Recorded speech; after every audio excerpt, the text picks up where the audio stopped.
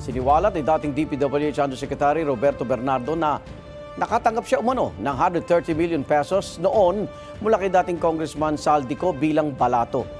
Tumestigo si Bernardo sa Sandigan Bayan para sa kasong malversation laban kay Ko at ilang dating DPWH officials kaugnay sa halos 290 million pesos na flood control project sa Nauhan, Oriental, Mindoro. Sabi ni Bernardo, binigyan umano siya ni Ko ng 100 milyong piso mula 2023 hanggang 2025 sa pamamagitan daw ni dating DPWH Engineer Henry Alcantara.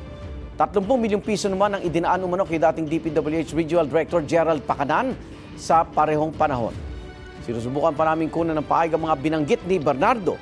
Si Pacanan ay isa sa mga akusado sa malversation case habang si Alcantara ay kinuha ng state witness sa mga kaso kaugnay sa flood control projects.